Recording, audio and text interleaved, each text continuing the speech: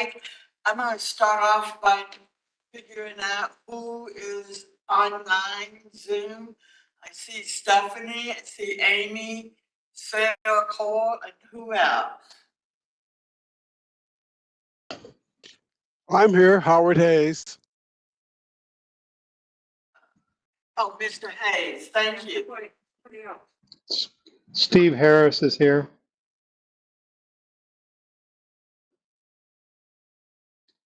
Steve Harris is here.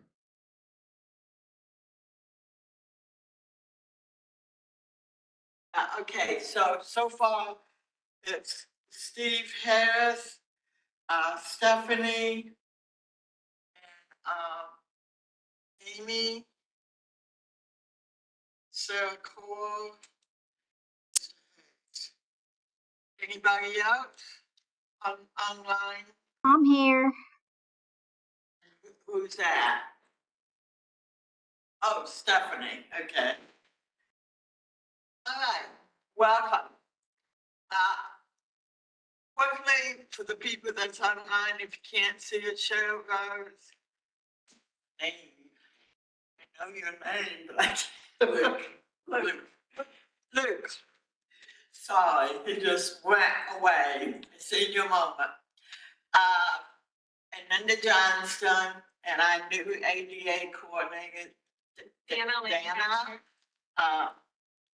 David Foss, and the clock person, and myself. So, with much ado, I'm gonna have Danny to give the roll call to see if we have quorum. Linda Baker, Here. Luke Barber, Here. Don Chapman, Sarah Coyle, Here. David Forrest,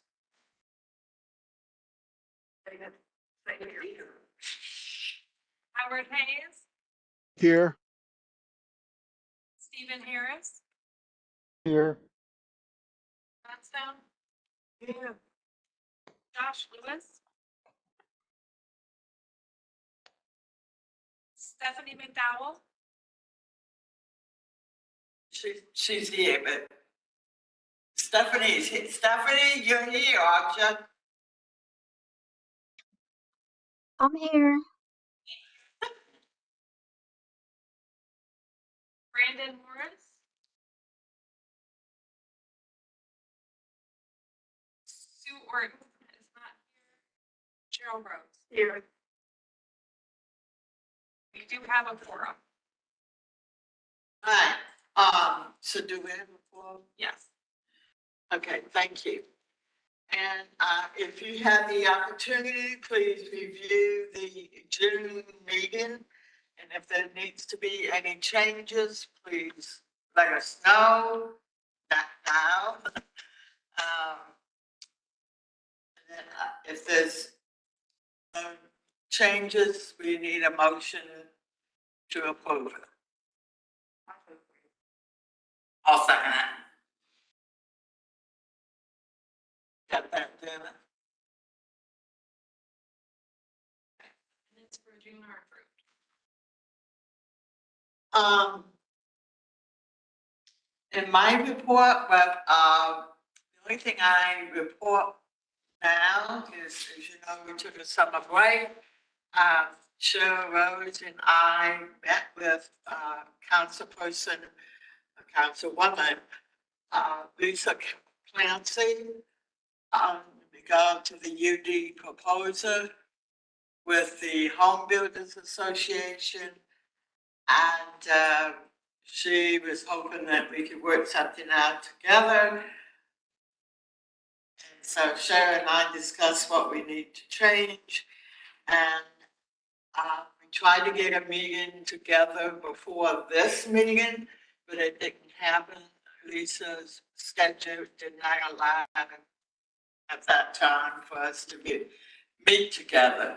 So I'm just waiting to see what our next step is. Yeah, her email, not her email, but her assistant's email said that the home builders requested the meeting. But we haven't been able to come up with a date yet, apparently. I wonder if, I question whether they requested, but if they did, because it was odd, since I requested what we're gonna do.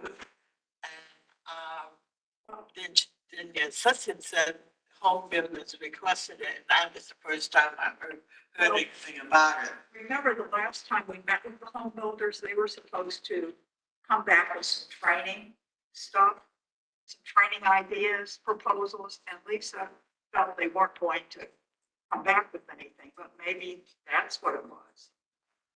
We don't know until we meet with them. Yeah, thank you for refreshing my mind. So, but sometime this week, I will make contact with Lisa and her assistant to see what we do next. So that's on waiting list, I guess you would call it. So, not much movement. So that's my report. ADA coordinators report. Sure. So, of course, my first day was our last meeting, so I'm getting acquainted with my job and all the various county departments. Trying to figure out those ways that I can be helpful to them. Thinking about what is new, back in August, on the 8th, the U.S. Access Board announced their final rule on the pedestrian right-of-way accessibility guidelines. That still needs to be adopted by the Department of Justice and the Department of Transportation. Right now, the St. Louis County's Transportation Department has already incorporated those proposed guidelines. So since there were some changes, they'll have to evaluate how those changes might affect the way that they design and construct our sidewalks and facilities. So they have that in progress while we wait for that to get its final. That's exciting news for all of us. Other news, the Department of Justice in July released a notice of proposed rulemaking on the accessibility of web information and services of state and local governments. So what that means is that it's always been a rule that our website and digital services have to be accessible, but there hasn't been technical standards for how specifically to accomplish that accessibility. So they have a proposal for what those technical standards will be. To use the Web Content Accessibility Guidelines, version 2.1, level AA. Right now, that's in its comment period. It's not adopted. I know that our IT team will be excited to have clarity on how they can best make our website accessible for her. Can I interrupt? Should utilize Stephanie, happens to be visually impaired. Utilize her, I know you're waiting for DOJ's approval, but she might be able to assist you, telling, well, this works, that works, are you there, Stephanie? I'm here. So did you hear what I said? Did you hear what I said? I did, and I would be fine with that. Okay.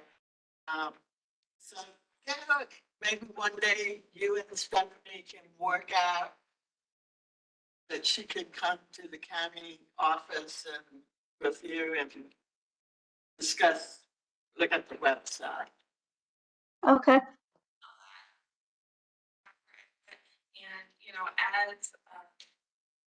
as we move forward with this and as I work with IT, I know that having input from people with disabilities is at the top of my mind. It's something that they want as well. I don't have anything ready for you guys yet, but we'll see as we look forward to the future. Just keep Stephanie in mind. Absolutely. This is Stephanie. I'll be happy to do that when you're ready. Thank you. I'm so glad to hear that. Excuse me, can I interrupt a second? This is Sarah. There's somebody in the chat box named Julia who's asking about closed captions. Is anyone else hearing an echo? I am. Yeah.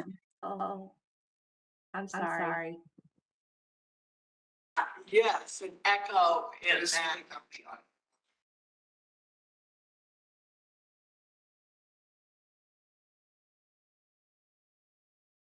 When you spoke, Sarah, it would say echo.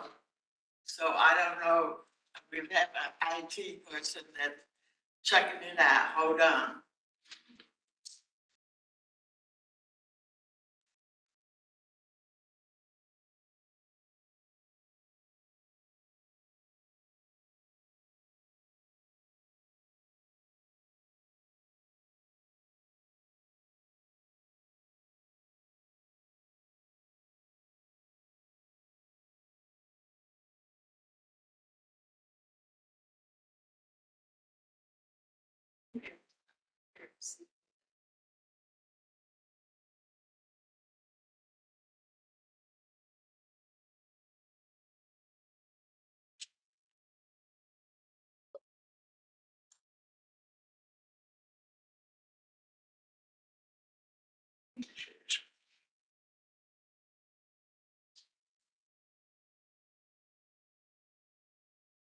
All right, sorry for that momentary interruption.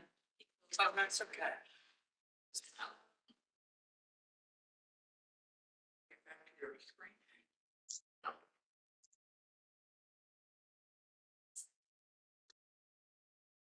She's trying to get software back for park service.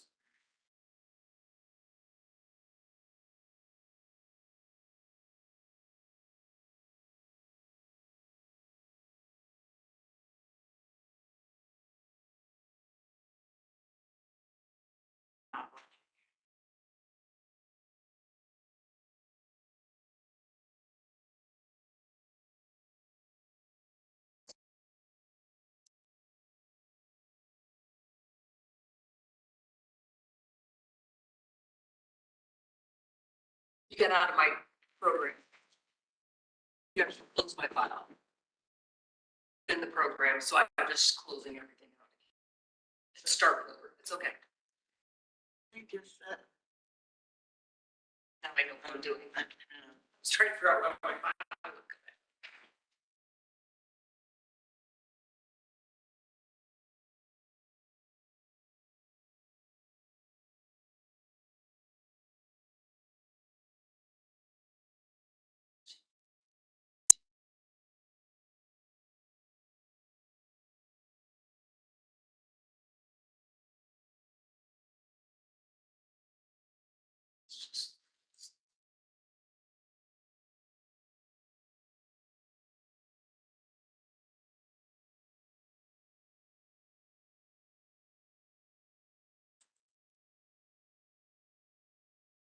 okay, so I believe we back in business.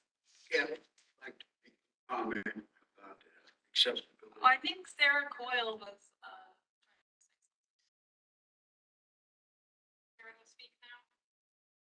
Yes, Sarah, repeat what you were trying to let us know. We couldn't understand. Okay, is there still an echo? Yeah, yes, much better.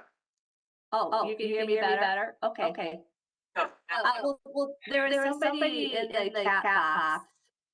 No, asking- no, it's not. It's still the echo. I can't. Still on echo. we still have an echo. Okay. Still echoing, sorry. Okay, it wasn't, okay, that's okay, I'll try to fix it on my end. Please go on with the meeting, I'm sorry. Is she logged in twice? Sometimes if you are by accident, you'll have an echo. I'll try and fix it, thank you.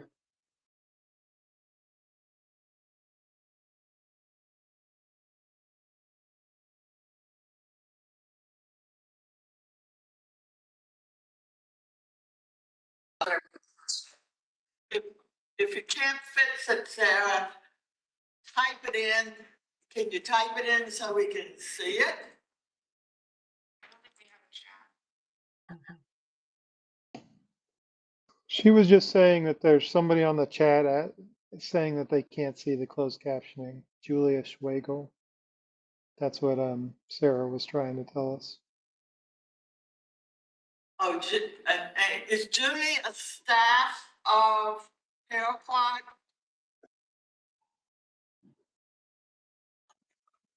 This is Stephanie. No. Oh, okay. No, she's not.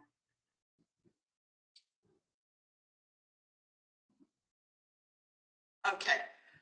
Sarah, maybe the best thing is, since you're still echoing, need to move on with the meeting, if you could. Yeah, please do. I'm sorry. I'll try and fix it. Thanks.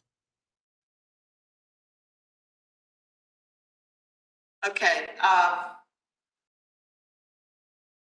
well, I thought if you, which would be better, how do you want to handle it?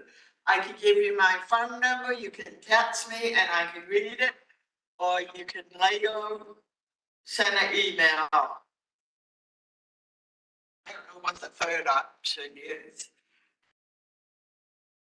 It won't come through here.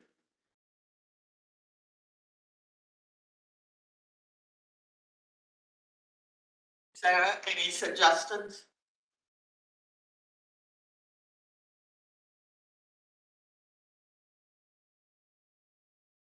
I'll email later. It's okay.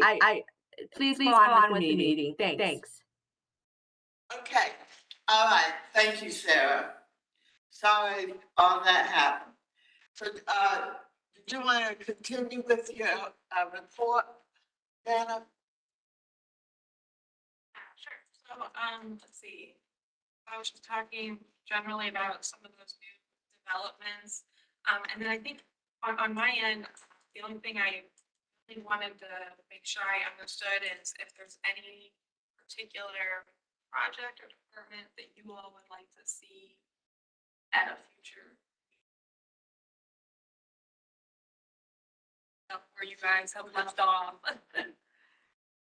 I'm sorry, I'm the YouTube. I would say check with your Department of Police, first responders to see how do they keep abreast of what's going on with ADA, because they might have staff turnover. What I visualize, if this department has two people, one people, turnover, I'm talking about, is maybe some kind of orientation for the new staff. I don't mean the knowledge that you have, or enough to be aware of how to accommodate someone, when they get a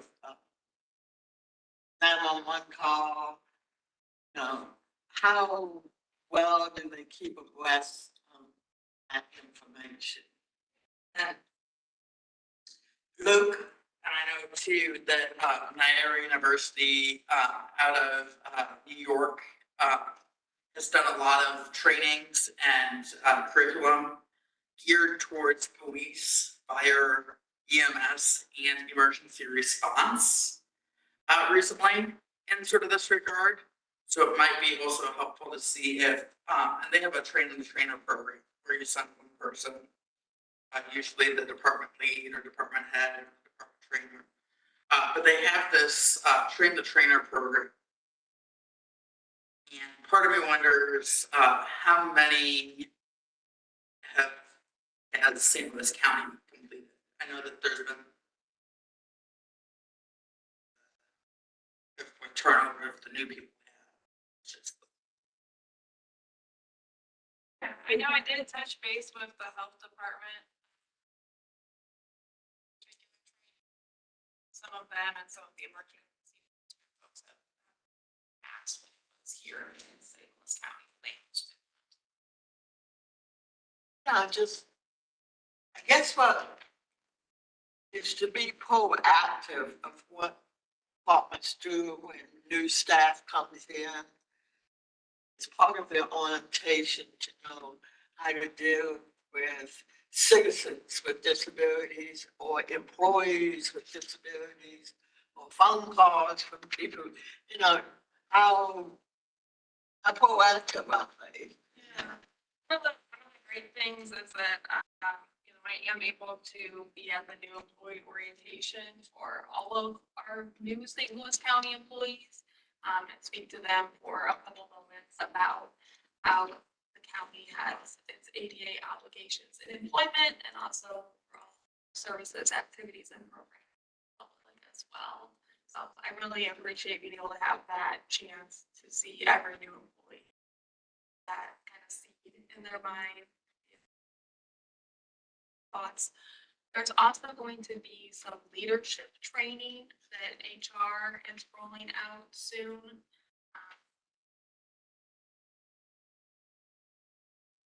That's good, the leadership training. Yeah, it's going to be,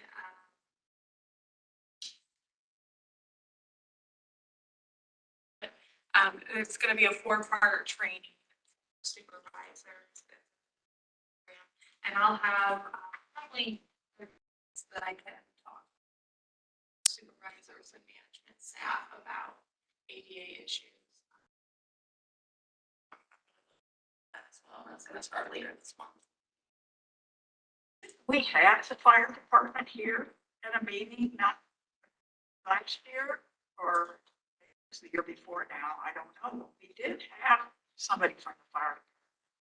So maybe the way to do is to ask them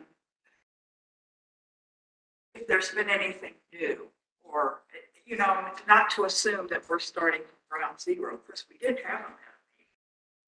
One thing I'd like to ask is they're going to be rolling out some new technology for 911, and it's going to have the capacity for people to be text. Oh, my goodness. So when that is becoming active, which I think I was told the end of the year or the start of next year, maybe we can have that new technology. Good. Well, and if, when that becomes a reality of the testing, we need to promote it to the disability community, and particularly I have access, I can promote it through the deaf community, so once that happens, we need to get the word out. But you know how Dr. Page has this weekly thing that said, this is what happened, you know? Once that's up and going, Dr. Page should put that in when it actually is active. But I think you need to promote it beyond that, because a lot of people are not on that email list from Dr. Page. Oh, I said that, I said, you know, that the disability community and access to the deaf community, I'm just different angles, different ways. But it's not just the deaf community, because a lot of people, like my son, my husband, they use voicemail on their text. So I No, need to. East to CO should know about it. That'll be all for my for next time. Okay. So like you getting the hang of it? That's good. That's good. Well, thank you for your report. Any comments, any? Ethan, did you have a question, or? I just said as far as what we talked about, meetings here. When before, I had problems with my daughter and environments, metro, and where they could go, and that's pretty well been solved as far as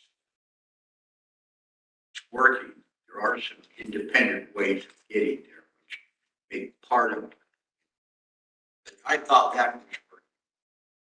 I'm a little concerned, you say, let's go take the requirements of the national together, try to work it in, because some of those are pretty tight for communities. And one of the big things is like grades.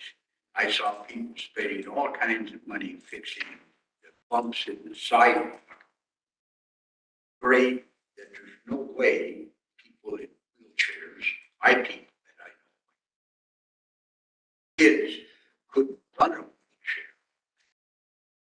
way to start with. And they don't meet government things as far as grades. But even things like trying to drive over Rocky Mountains, the highway department said you want to be a 6% grade, which is 6 inches, 100 inches, so it's not a very big grade. None of the highways that go over the mountains are 6. They're all state highways. They're up to 17, 18%. And that's very steep for somebody trying to use a wheelchair. Oh, in my daughter's case, turn the wheelchair on that high. At any rate, I'm just saying we got to be kind of careful about saying the federal standards because it's very constraining in what you can do. It's just a problem. It's your problem. And I just wanted to say that so far I've been happy.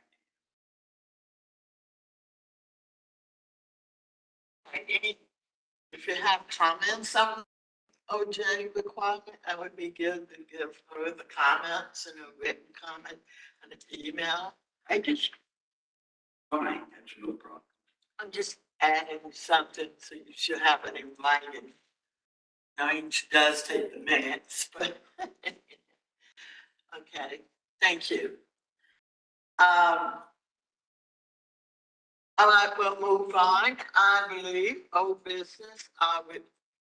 Did anyone attend the older adult commission? Can give us a update. Sue Orton is not available. Anyone? Anybody else? I did look at that meeting. It looked like a bulk of it was a presentation that they were being given by someone named Laura Newland, who is a consultant that was hired by the Missouri Department of Health and Senior Services. And she was talking about how they are formulating what they call the Missouri Master Plan on Aging, which will be a 10-year plan for just, kind of a visionary plan of how government services and also nonprofit services can prepare for our aging population and try and make sure that their needs are met.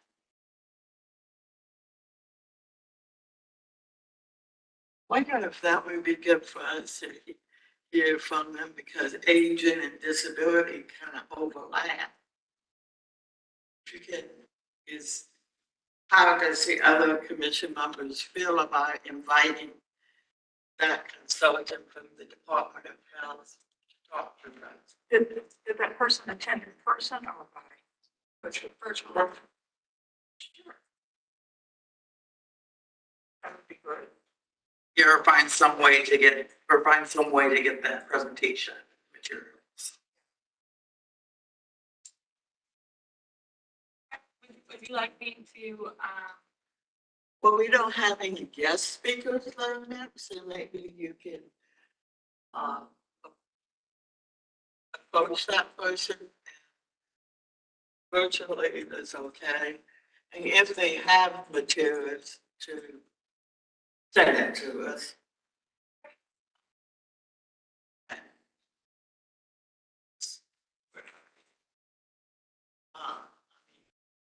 End of the year, kind of. Okay. Anything else? Dr. Mitchell? nothing else that I noted, just that. Okay. Well, Universal Design Task Force update, like I said before, it's kind of waiting unless, Cheryl has something to add. I have something else, but it's not on the universal design. It's on the minutes, on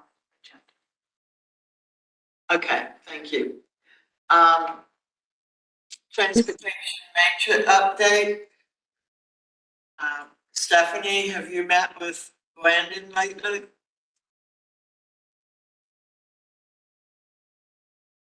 Stephanie? I have not.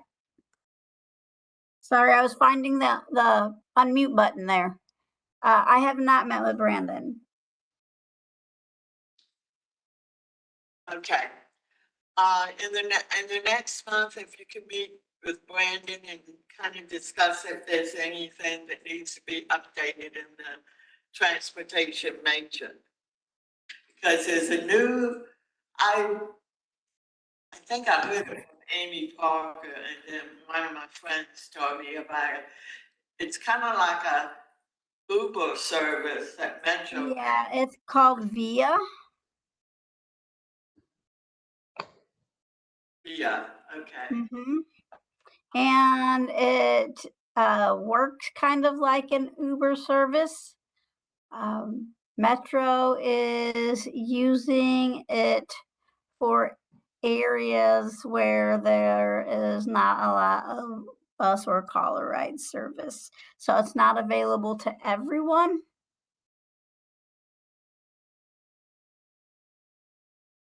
I know they said they expanded that the area that they do serve though. But it, So who is it? I see Luke's hand up. Stephanie, who can access that service? Give us a scenario how you access that service and who that might be. And I'm not talking about name, but yeah, well, it's actually usable by anyone, but Metro has, I think, contracted with them so that you only pay what you would pay for a caller ride to take that service. If you are a caller ride user and have the reduced fare card and caller ride card. How you would use it would be to download their app, and then you would schedule it like you would an Uber.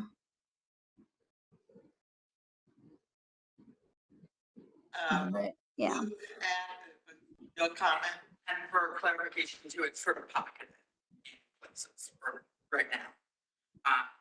It is not available everywhere, so they've got like it available in sort of these hub kind of areas. So Yeah. it's like certain portions of West County, certain portions of North County, certain portions of South County.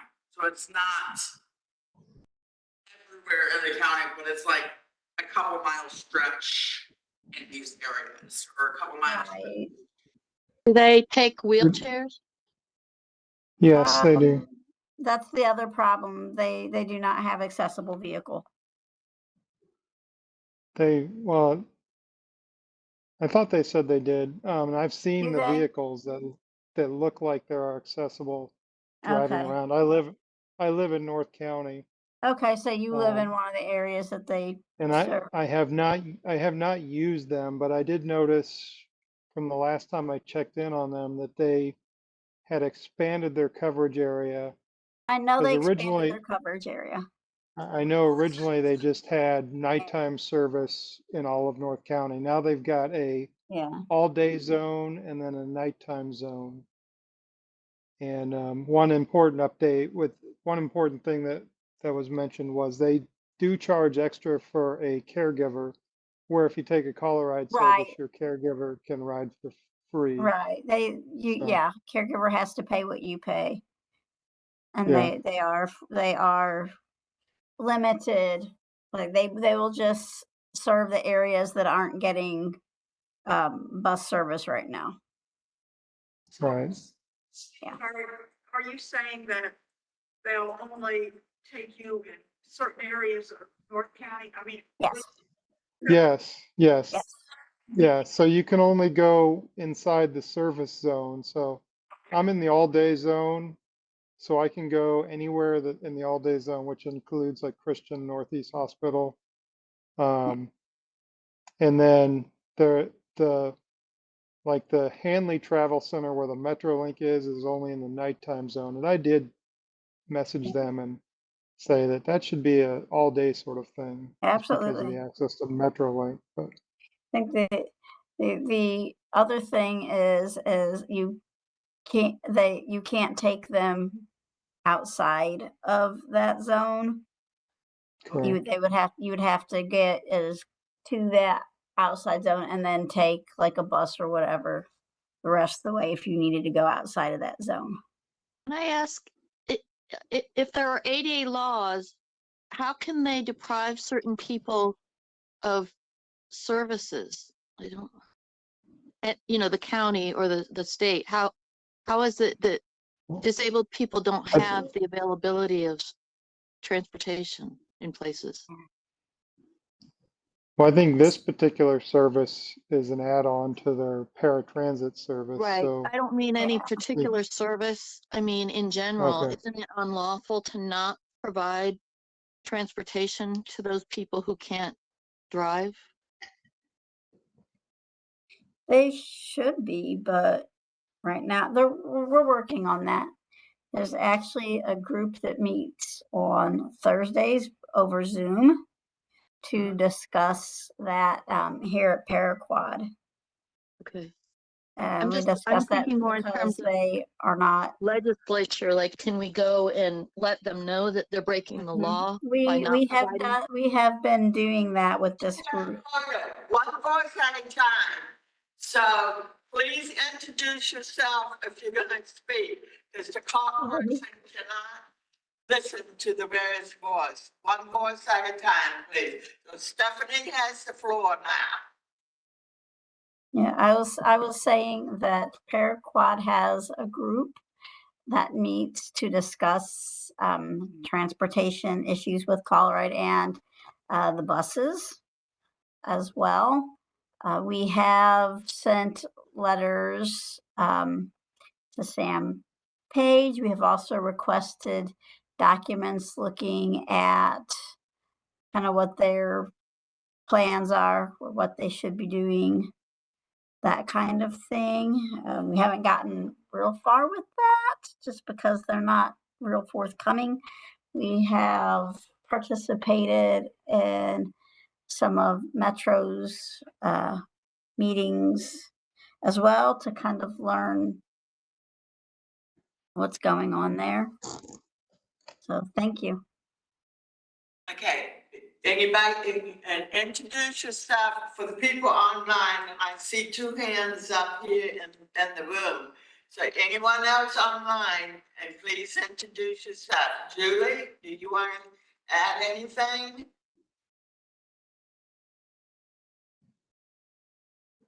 Okay, I don't hear a response. Steve Harris, do you have anything to add? No, I think we covered the things I was. Okay. Thank you. Shara? Well, I was just gonna say, my understanding, I don't know if this is totally correct. My understanding is that paratransit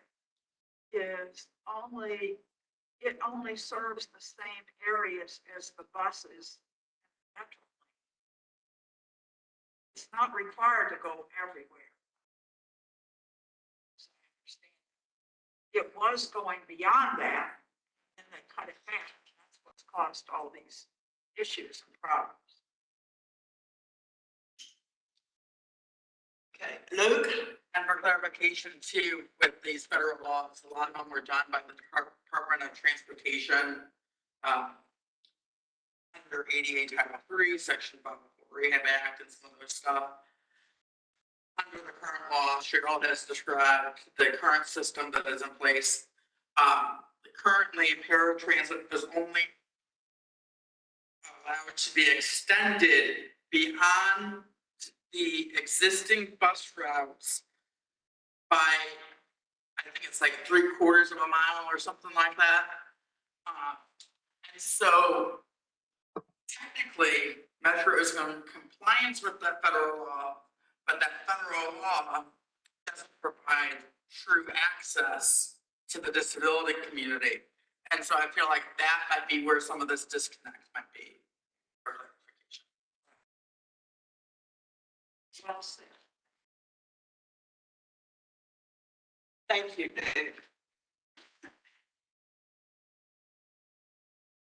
Any more discussion? The person that was on before.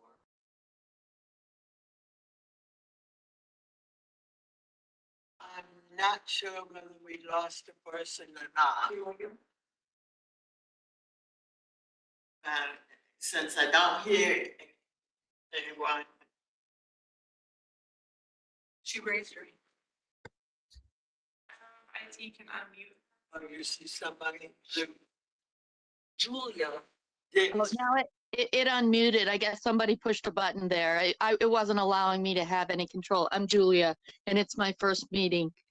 Hi, thank you for what you're doing. I have a question about involvement with, I guess what you would say legal or law enforcement, and the abuse of a disabled, using a person's disability as a weapon by people, and what who would they go to get help, because it just continues, and you know, the victim just keeps getting re-abused and they deny it. And Julie, I wasn't ready for public comment. Some of the commission members know who you are, but I, for one, do not know who you are, and some others. So hold on till if this is a public comment, we will wait. Just let me know, is this related to the transportation issue or not? Yes or no? oh, okay. Okay, no, I was talking about the transportation issue as well. And I believe that the ADA laws by the federal government demand that there be transportation for people who can't get around any other way. And I think it would be interesting to go to the Congress, look in the state and the, or, you know, the state government and the federal government, and apply that. Okay, Julia, did you hear, hold on, Chair. Did you hear what Luke said? I did, but the ADA laws still supersede that. I mean, just because an agency says that, well, they're not responsible for that, doesn't mean that the government isn't responsible for providing that. Hey, Chair, I don't know. The transportation issue is federally mandated. I mean, paratransit is under federal laws, and it says that they cannot go, or they are restricted to the areas, like Luke said, within 3/4 miles of their current bus stops or whatever. Dana, you might have more. Dana? Yeah, I guess, I know we weren't ready for public comments yet. But I do know that, I'm not clear on what the comment is. I'm wondering if it's maybe related to somebody said that they thought the VIA didn't have accessible vehicles. Although I know what I've heard from Metro is that they use their call a ride vehicles for VIA. Julie, is there a specific thing that you? No, it's not regarding any particular agency or company that provides part of the transportation. my concern is that the federal ADA laws require that everyone, especially those with disabilities, are not disallowed from having access to things that able-bodied people have. And so by the federal mandate, they cannot decide that a person with a disability is not accommodated to be able to get somewhere by transportation. It's just not legal. That's my point, that in general, they have to provide those services to people who can't do it any other way. Services, it's just limited. Okay, Lou? Chair. Because they are currently providing a transportation option, it's just limited in scope.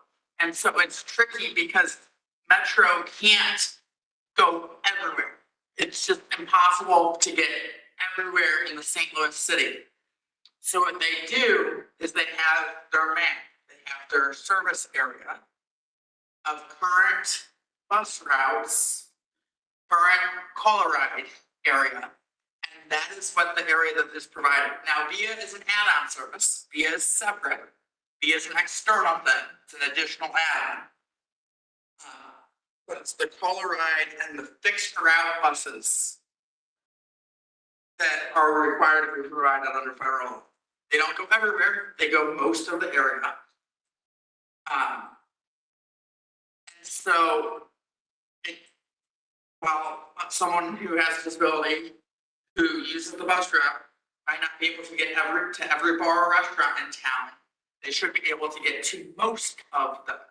And so, under the current federal rules, they are allowing that because they recognize that it's impossible to get everywhere. We live in taxi cab geometry status, which is vertical and horizontal lines.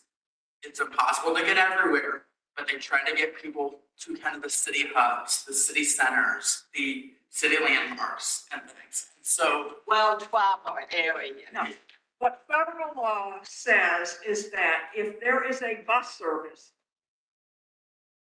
then they have to provide accessible access. So they only have to provide access on the same routes as their regular buses. Okay, so like if the bus doesn't go to St. Charles, they don't have to provide accessible transportation to St. Charles. Or if you live in Sikeston, Missouri, and there is no public bus service there, then they don't have to do that. And so states, Is anyone aware of the recent cuts that were made that caused people who were getting, and I wasn't talking about bars or restaurants, I was talking about doctor visits and things like that, that they cut access to people who were getting rides to doctor visits, and they just are no longer giving those options? This is Stephanie. okay, Stephanie, you can explain. Stephanie, you want to add something? Yeah, so that's true. They made cuts to the bus services, which means they also made cuts to the where caller ride will go. Because like was mentioned, the caller ride, they only need to be able to have that service where the bus services are offered. So yeah, there were some cuts and it's wrong. And I know that we're working on that, trying to improve that, to make that better. Metro is saying it's lack of drivers and their capacity. So What I hear is there's some realities here. When you don't have a driver to drive the vehicle to get to your destination, it's kind of a mute point. So you gotta focus on scheduling and strategize where the most people they can serve. Bottom line is that what they're doing is not illegal. but it is something that the community wants back. They want those services back, and that's what they're trying, that's what Paraquad and a number of other groups are trying to do. But it's not illegal what they're doing. If they cut bus routes, they can legally cut paratransit routes.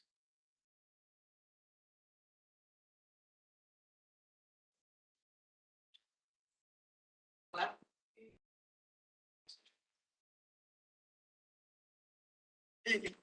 Yes, so Julie,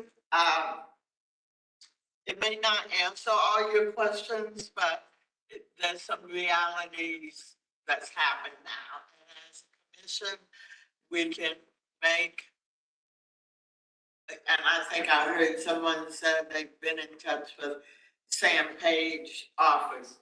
So we will table this for right now and move to new business. Any new business?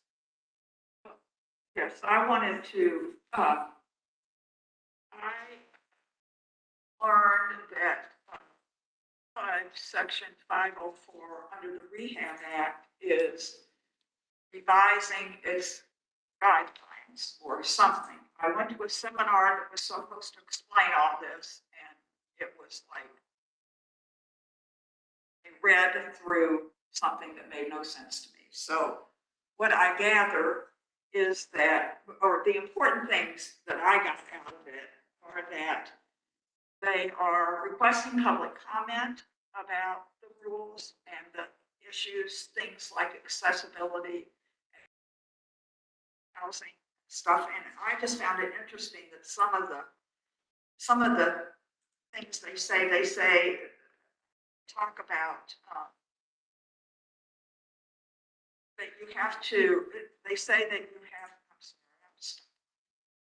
sorry, 504 requires recipients to adjust, modify, or make exceptions to policies or practices and structural modification to facilities that may be necessary for individuals to participate in, without discrimination.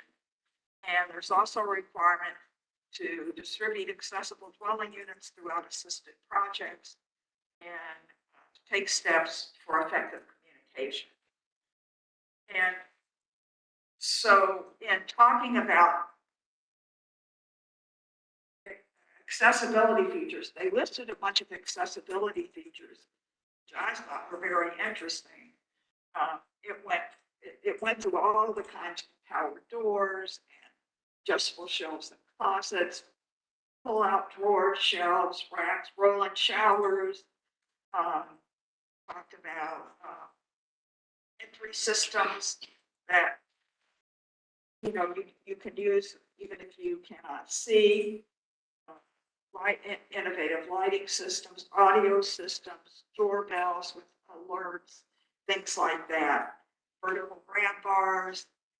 These aren't things they're mandating, but they're suggestions, and they're asking for public comment. And I think that under the hearing, your hearing group may want to look at this and make some comments on features that would be useful for people with hearing. Sorry, I just really didn't understand a lot of it well enough to tell you. Now, Luke may have some more information. And this is one of those federal admin rulemaking processes, similar to what Dana Lancaster was talking about earlier with the sidewalks and DOJ and transportation, but this is the HUD version of that same sort of process. So when these processes come out, they kind of have their plan, their proposal. They offer, I believe it's either 30 or 90 30 to 90 days, depending on kind of the length and scope of the project that the feds are working on for public comments. They then take that public comment into consideration and issue a final rule after public comment, and then the final rule gets implemented, and gets applied, it's, If we want to make a comment, is site, the website you can go to and share that with Dan, and that can be sent out to our minutes. So what will be that website that we can make comments? I just looked up. But 504 rule. Comment period looks like it may have closed July 20th. Oh. That's too late. What is interesting, though, is the list of things that they, the various types of features, what we call features in our thing, that they list are, there's a whole host of them that if people can, if they can include these or people can ask for these kinds of accommodations, it would be great. Goes way beyond any 2D stuff that we have seen in any ordinance.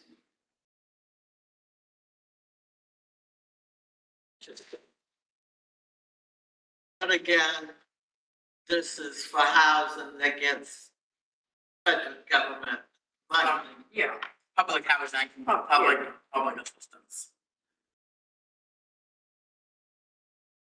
Maybe the things that keep that in mind when we talk to Lisa. I got that set. That kind of, okay. And now, before we adjourn, is there any public comment?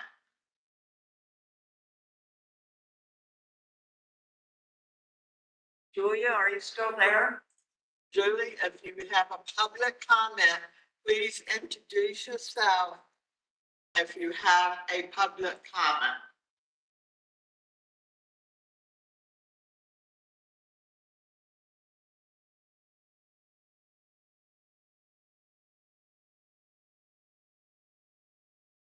Stephanie want to share more information about Paraquat's efforts in advocacy with transportation. Did you hear that, Stephanie? Do you want to add Oh, anything? It No, finally unmuted. I just, I had to go take care of something. Somebody walked in asking for me. It wasn't for me though. Sorry, I was just asking. If you had any- Somebody keeps muting me, so I wasn't able to speak when you asked for me.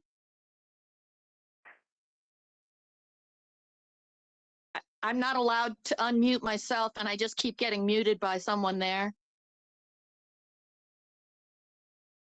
That's just because public comment is supposed to be at the end of the meeting, so we're ready for you. No, I'm talking about I was muted for the first half hour, and then I was muted intermittently when I was speaking about the transportation. I got muted during my comment that you asked me to comment to respond to. And then I was muted again when you asked if I had a public comment, and I couldn't answer. I'm not sure who's doing that, but I'm not sure if everybody's getting the same thing or if just some of us are getting it or me or what. But I do have a comment. That's why I joined the meeting today. Julie, we don't have control of your computer. It's IT. IT, I don't know, oh, it's IT that. Right, and they do keep all of members of the public muted until the end of the meeting when it's time for public comment.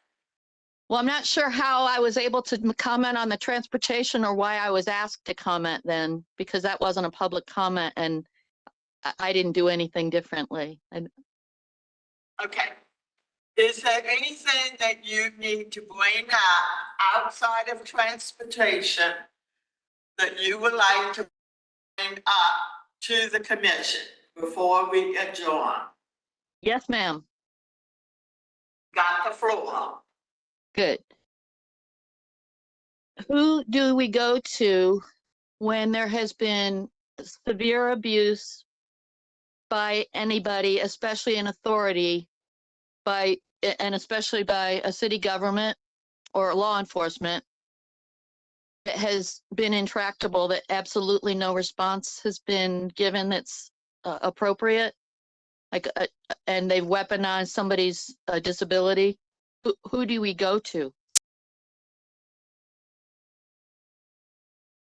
Are you aware of the mayor's office on disabled in the city of St. Louis? I thought this was a county agency, the county committee that we're speaking with.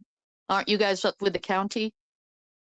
Okay, you're speaking to the St. Louis County Commission on Disability, and we have an ADA coordinator that serves the county. And Who is that? Dana Lancaster. Okay. And in addition to them, who in the government handles illegal behavior with abuse of disabled, where the government or the police have committed a crime against a disabled person because of their disability? Give us a little more detail, and maybe that some of us might know of some resources for you. There was an assault, and then they covered it up by erasing the videotape of it. And was this county police or? No, it was a municipality. And they keep, I've gone to every entity. I've gone to the county police publicly and spoken about it. I've gone to the police commission. I've gone to the county council. I've gone to each municipality individually and meetings, and they lied and said it didn't happen. They erased the videotape, which is obstruction of justice, which is another felony besides assaulting a disabled person, and then, you know, trying to cover it up. And it's been going on for a while now, and I've tried every possible aid. The governor, the attorney's general's office, I get gatekeeped in those.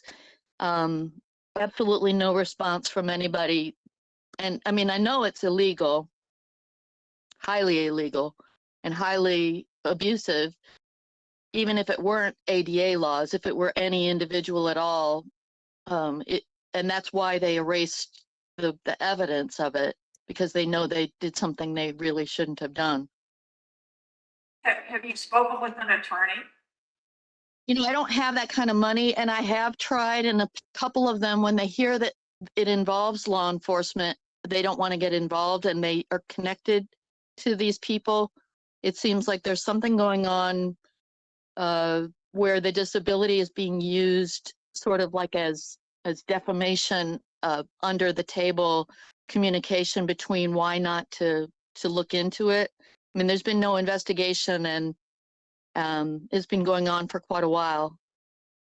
Have you contacted Arch City Defenders?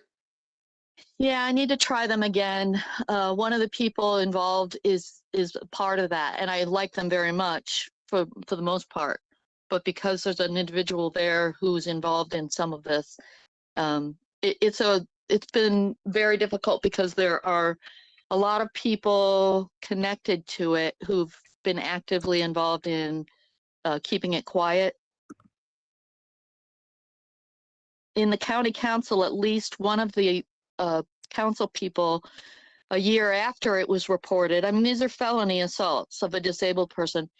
He's an attorney, and he said he recognized the severity of it and tried to contact me, and then, or his assistant did. And the last thing his assistant did, which has been almost nothing, was to say that they would pray for us, my family. And I said, well, you know, that's wonderful, thank you, but these are legal matters, and I am just expecting, you know, an investigation, not prayers. And it's just scary, because they've been retaliated by my speaking up, and they know where I live. And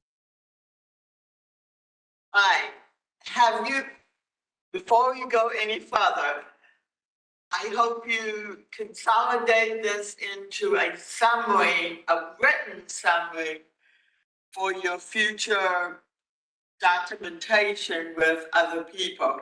We've given you an information on the Arch City Defenders. That seems to be an appropriate group. My question, did this happen in the city or the county? No, ma'am, the city has nothing to do with it. That's why I'm talking to you guys in the county. Okay, okay, that's what I was asking for clarification.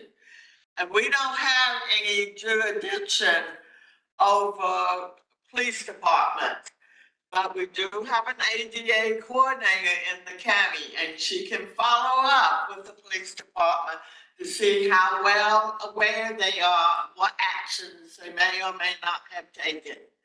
My information is available, and you can certainly reach out to me and we can discuss it in a place that's not a public forum.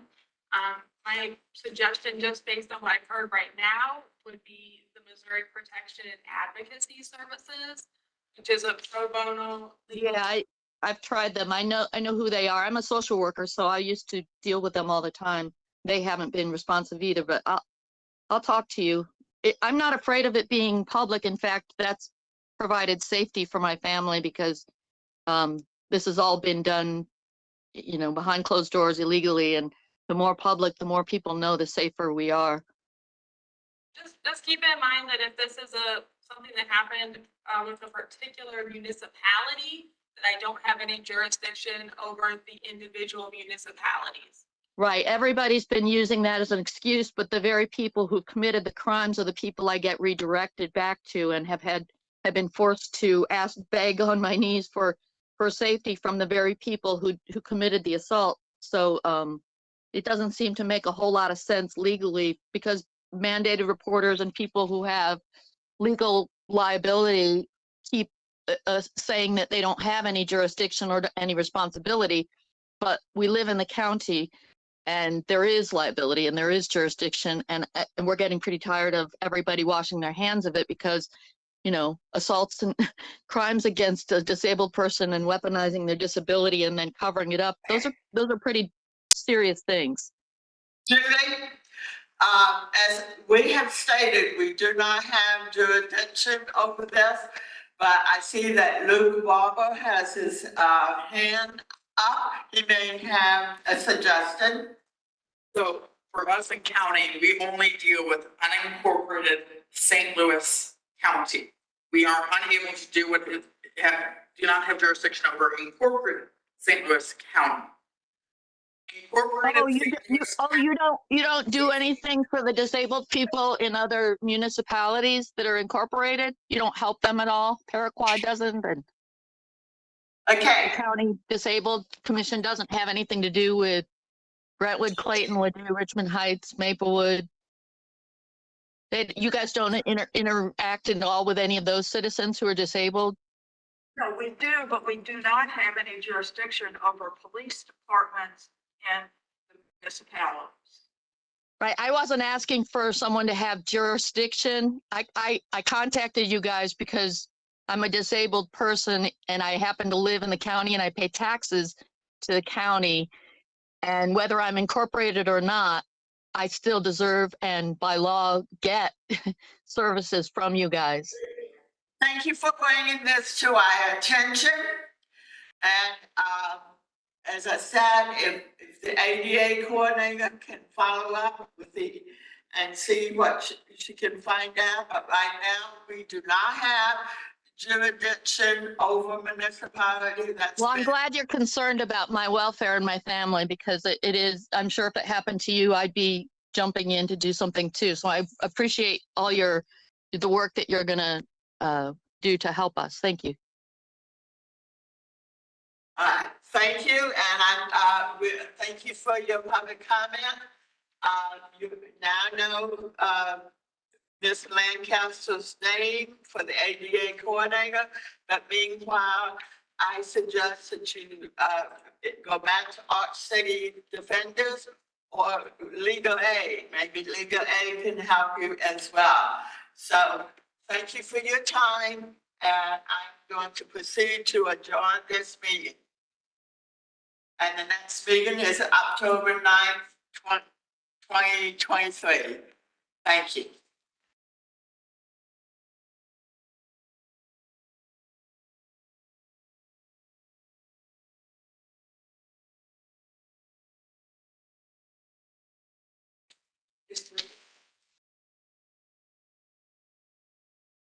Thank you. Right, so